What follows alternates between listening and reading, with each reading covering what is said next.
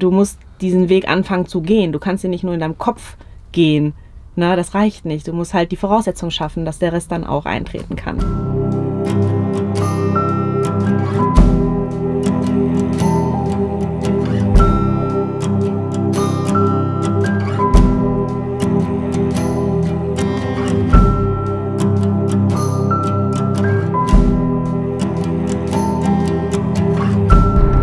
Hallo! Ich bin Bianca, das ist Figo und das ist Louis.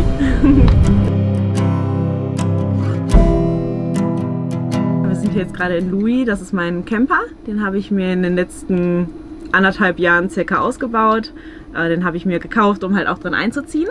Und ich wohne jetzt hier tatsächlich schon seit so circa 5 Monaten drin und mit dem Kleinen hier und ja, ist das Beste, was ich bis jetzt gemacht habe. Ja, also bei der Küche, ich habe halt den ganzen Ausbau so gestaltet, dass das möglichst gemütlich ist, wenn ich hier drin lebe.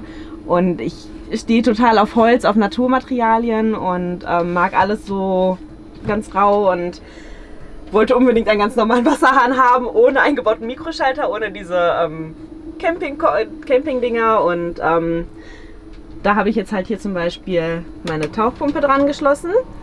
Und dann kann ich halt auch, weil ich hier drin ja keine Dusche habe, draußen duschen. Ich drehe den dann einfach um und kann dann draußen duschen gehen. Super praktisch.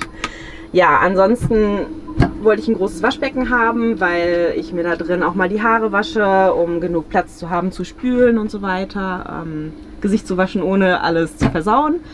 Ja, genau. Hier kommt halt noch so ein bisschen Deko hin, der ist ja auch erst seit gestern fertig und deswegen ist das noch alles etwas kahl hier drin. Ja, und ich habe halt überall diese Holztüren verbaut, die habe ich selber gebaut, weil ich die halt einfach gemütlich finde. Die sind zwar total schwer, aber bis jetzt noch keine abgefallen, Gott sei Dank. Und die sind auch einfach bis jetzt nur mit Magneten fest, hat immer gehalten. Da unten ist mein Wassersystem drin. Ich habe hier insgesamt 50 Liter Frischwasser mit einer Tauchpumpe und 12 Liter Abwasser. War nicht besonders clever, weil mir das auch schon 1-2 Mal übergelaufen ist. Vielleicht vergrößere ich den nochmal, aber es klappt, das System. Ja, überall Chaos drin. Normales Geschirr. Dann habe ich hier normalerweise meinen Campingkocher drin. Den habe ich momentan hinten eingebaut, weil für die Wohnung die Zulassung. Ne? Aber hier kommt dann halt auch noch ein Campingkocher hin. Dann kann ich den einfach rausholen. Ja. Überall diese Griffe hier aus Seil. Finde ich halt total gemütlich. Ne? Ist total günstig, total einfach. Bei mir ist es halt irgendwie, ich mag es inzwischen gerne, die Dinge anders zu machen, als es die meisten machen.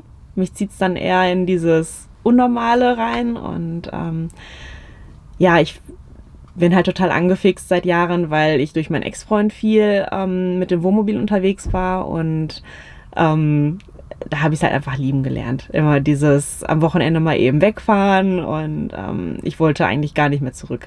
Also ich wollte immer bleiben, ich wollte immer im Wohnmobil bleiben und ja, deswegen war es dann vor allem so nach der Trennung für mich auch eine schnelle Entscheidung. Alles klar, ich kaufe ein Wohnmobil, ich brauche keine Wohnung, weil mir fällt in der Wohnung oder im Haus fällt mir die Decke auf den Kopf.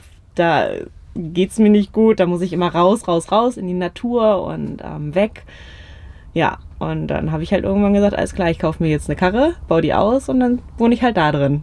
Das ist mein Kleiderschrank. Und wie bei den meisten wahrscheinlich ist da absolutes Chaos drin. Alles reingeworfen. Ich habe hier absolut noch kein System drin in der Karre.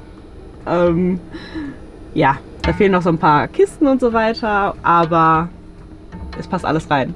Es ist auch tatsächlich schon alles in Louis, was ich habe. Also ich habe so minimalisiert in den letzten 2 Jahren, habe alles aussortiert und ja, passt jetzt halt alles hier rein. Ne? Das Einzige, was quasi noch fehlt, ist mein Fahrrad. Das kommt noch hinten rein und dann ist es komplett. Ja, da unten ist Figos Hundehöhle. Das da hinten ist sein Trinkknapf. Den kann ich mal kurz nach vorne holen. Der ist mega praktisch. Der hat halt hier diesen Rand. Also da läuft halt absolut nichts über, wenn du fährst. Da passiert nichts. der Porzellandampfer. Und meine dreckige Wäsche. Und mein Neoprenanzug. Ja, also hier ist irgendwie so ein bisschen Rumpelkammer auch drin. Hier ist halt meine dreckige Wäsche. Dann habe ich hier drunter meine Toilette verbaut. Das ist eine Trockentrenntoilette. Funktioniert richtig gut. Hätte ich nicht gedacht auf so kleinen Raum. Aber bis jetzt komme ich da echt prima mit klar. Ich nutze die Toilette auch ganz normal als Mülleimer. Dann brauche ich hier halt nirgendwo noch irgendwo eine Tüte aufzuhängen oder sowas. Alles ganz minimalistisch, spartanisch eingerichtet. Ja, hier kommen halt noch so ein paar Vorrichtungen dran, dann für Zahnbürsten und so weiter an die Tür. Da brauche ich noch ein bisschen was für die Zahnbürste zum Aufhängen, damit die auch mal trocknen kann. Ja, die Ideen für den Ausbau hier habe ich natürlich in erster Linie von YouTube und Instagram. Pinterest, die ganzen Seiten habe ich total durchgesuchtet und da ist dann irgendwann so dieses Konzept entstanden, wie es jetzt hier auch fertig ist. Da habe ich so mehrere Vorlagen gehabt von ein paar Vans, habe mir da immer so meinen Teil rausgesucht, der mir halt gefallen hat. Und ja, dass ich ihn halt selbst ausbaue, stand für mich von vornherein fest, weil ich habe erst nach einem fertigen geguckt, war mir allerdings alles viel zu teuer und viel zu unpersönlich. Und ja, dann aus finanziellen Gründen und einfach, um es für mich perfekt und gemütlich zu haben, habe ich den dann jetzt in erster Linie mit meinem Papa zusammen ausgebaut. Der hat wahrscheinlich mindestens genauso viel hier drin gemacht wie ich. Dann hatte ich noch Hilfe durch eine Do-it-yourself-Werkstatt, durch meine Freundin, die mir dann alles genäht hat und so weiter. Und immer mal hier und da Hilfe, sonst hätte ich es auch nicht geschafft. Also das war schon ein harter Weg, bis der jetzt fertig war. Ich hatte erst tatsächlich geplant, ein festes Bett zu verbauen und dann, wie bei vielen Ausbauten, halt hier diesen ausziehbaren Tisch, hier eine Sitzecke und so weiter. Aber dann habe ich irgendwo, in irgendeinem YouTube-Video habe ich gesehen, dass welche halt ein Podest gebaut haben. Und das fand ich dann für mich total praktisch, weil ich habe halt immer noch links und rechts Stauraum. Und ich habe hier drunter die Möglichkeit, meine Kühlbox, die hinter dem Hundefutter versteckt ist, meine Kühlbox einfach drunter zu schieben. Und habe immer noch ganz normale Sitzhöhe. Also wenn ich hier sitze, das passt halt total gut, ne? Und ja, habe hier dann halt diesen schwenkbaren Tisch. Und das hat sich bis jetzt echt bewährt. Also ich baue den dann einfach ab. Die Stangen, die kann ich dann einfach unter den Tisch schieben. Und der wird hier dann draufgelegt. Dann die beiden Rückenstützen drauf und fertig. Also geht echt relativ schnell. Und hat sich bis jetzt total bewährt. Also ich habe die einfach nur mit einem Seil befestigt, das hier vor ist. Und das kann ich dann halt lösen. Und dann habe ich unter dem Brett Rollen angeschraubt, sodass ich dann das Ganze hier einfach nach vorne ziehen kann. Und tada! Ja, relativ easy. Das Einzige, was noch stört, ist das Kabel da hinten, was immer unter die Rollen kommt. Aber ansonsten hält das echt Bombe. Die läuft ganz normal über 12 Volt. Ich habe unten unter dem Podest habe ich so ein 12 Volt, so eine Steckdose einfach installiert, das Kabel reingesteckt, direkt hinten angeschlossen an der Sicherung. Und ja, genau, die ist auch mega sparsam. Also da bin ich bis jetzt echt total mit zufrieden. Ich habe vor, in Zukunft halt meine Hausmittel selber herzustellen, in erster Linie. Und da bin ich irgendwann auf dieses Buch hier aufmerksam geworden. Und da stehen halt sämtliche Rezepte drin, wie man mit 5 Hausmitteln seine Drogerie selbst machen kann. Hat mich total fasziniert. Deswegen habe ich mir das dann alles geholt, was man dafür braucht. Waschsoda, Zitronensäure, Kaisernatron, Kernseife. Die ist eher für meine Haut, die Heilerde. Da mache ich mir Masken selber mit. Ja, und da kannst du dann halt einfach, Essig gehört auch noch mit dazu.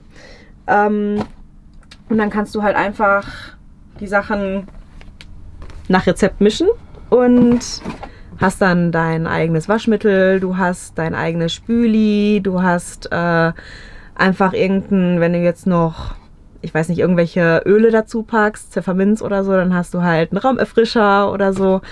WC-Tabs, was weiß ich, alles Mögliche kann man damit irgendwie selber machen. Ich habe es bis jetzt nur ein paar Mal erst probiert, aber das hat gut funktioniert. Also ich habe zum Beispiel auch schon mal so, als ich noch in der Wohnung gelebt habe, so Waschmittel selber, Spülmittel selber gemacht. Hat auch funktioniert. Ja, und ist hier drin natürlich total praktisch. Also ich bin zum einen bemüht, recht nachhaltig zu leben, dass ich keine Chemiekeulen kaufe, vor allem, weil natürlich aus so einem Camper die Sachen auch einfach schnell in der Natur landen. Wenn man, sagen wir jetzt mal, nicht immer ordnungsgemäß entsorgt, die ganzen Abwasser, ist es halt gut zu wissen, dass man da jetzt keine großartigen Chemiekeulen in die Umwelt entlässt. Und es ist günstig und ich finde es auch irgendwie schön. Dann kann ich meine eigenen Gläschen fertig machen und habe nicht irgendwo so kunterbunte Sprayflaschen und so weiter, die total ätzend riechen. Also momentan gehe ich jetzt nicht mehr arbeiten. Ich habe gekündigt. Ich hatte die letzten Monate einen Job und habe dann jetzt aber so viel Erspartes, dass ich halt einige Monate sehr gut über die Runden komme und habe dann vor, wenn möglich, mir online was aufzubauen. Da habe ich halt so ein paar Ideen, wie ich das machen kann. Sei es jetzt entweder halt, was man natürlich etwas schwierig kontrollieren kann. Social Media ist natürlich eine Möglichkeit. Aber da baue ich nicht alleine drauf. Da habe ich jetzt angefangen, einen Blog zu schreiben, eine Homepage mit Affiliate-Marketing, möglichst ein paar Groschen nebenbei zu verdienen. Dann hatte ich überlegt, mit dem Modeln wieder anzufangen, weil ich damals einige Jahre gemodelt habe. Allerdings war das eigentlich nie so ganz mein Ding, aber es hat halt Geld eingebracht und muss ich halt gucken, ne, ob ich da nochmal irgendwann Lust drauf kriege, dass ich das vielleicht nochmal anpacke. Ansonsten vor Ort irgendwo jobben. Also das halte ich mir dann auch offen, ne, weil ich vorhabe, schon länger halt auch in einem Land zu bleiben, wenn ich jetzt losfahre, dass ich dann richtig eintauche, dass ich dann auch mit den Menschen kommuniziere, dass ich dann mir irgendwo, sei es dann irgendwo einfach Früchte ernten oder was auch immer, ne, dass ich mir dann einfach irgendwo einen Job suche und dann wieder für den nächsten Monat ausgesorgt habe. Tada, das nächste Chaos.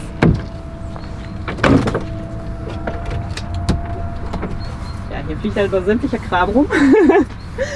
Und den hatte ich halt eingebaut, weil der TÜV das so fordert. Gesichert. Und jetzt kann man einfach ausziehen, einrasten, ein paar Hundehaare drauf. Und dann sitzt er hier richtig fest drin. Ja.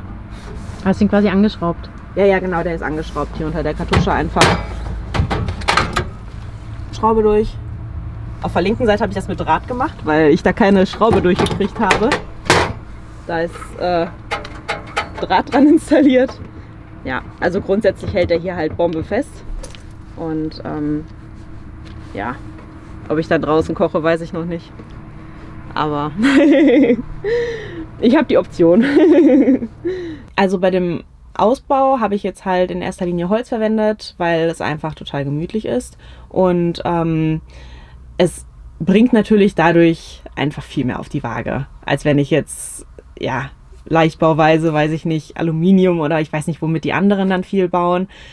Ich habe super schwere Türen und auch recht starkes Holz oft genommen.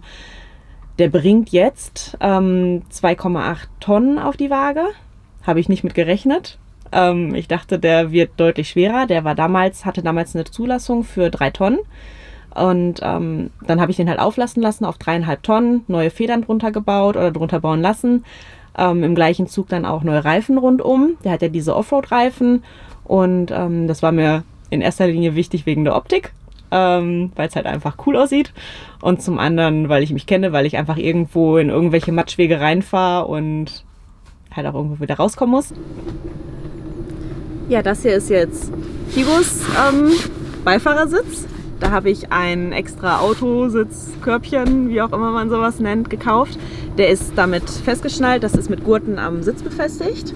Unten habe ich eine Holzplatte eingearbeitet, damit der halt auch überall nirgendwo absackt. Und der ist dann hier ganz normal mit seinem Geschirr am Sicherheitsgurt befestigt, sodass der mir halt auch bloß nicht durch die Windscheibe fliegt oder irgendwo hinfliegt, wenn ich bremse. direkt hinter ihm die guten Sachen. Ein paar Snacks für die Fahrt. Ich wollte ursprünglich nach Sizilien und dadurch, dass jetzt das Coronavirus ausgebrochen ist, dachte ich mir, ich muss jetzt nicht unbedingt nach Italien, weil es da halt verstärkt ausgebrochen ist, auch auf Sizilien. Deswegen habe ich dann meine andere Alternative eingeschlagen. Für mich war immer zweite Alternative Griechenland. Jetzt kam ich die letzten Tage noch mal kurz ins Schwanken, ob ich vielleicht doch nach Portugal fahre, weil da halt haufenweise Vanlifer unterwegs sind. Aber mich zieht es halt einfach in dieses ganze Flair Griechenland, dieses ganze Mediterrane, Berge, wunderschönes, klares Wasser, Wärme und ja, deswegen, also wir starten in 4 Tagen nach Griechenland. Ja, mal gucken, ob ich auf dem Weg noch irgendwo Stopps mache. Ich habe die Reise jetzt halt absolut nicht geplant. Sizilien hatte ich natürlich total durchgeplant, bis ins kleinste Detail. Ne, da kommt die Deutsche wieder so ein bisschen durch. Griechenland habe ich jetzt überhaupt nicht geplant. Und da hoffe ich jetzt halt, dass ich irgendwo noch so ein paar Tipps von anderen herbekomme, wo ich hinfahren kann und wo man sich vielleicht gut hinstellen kann, wer gerade da ist und so weiter, dass man sich so ein bisschen connecten kann. Ne?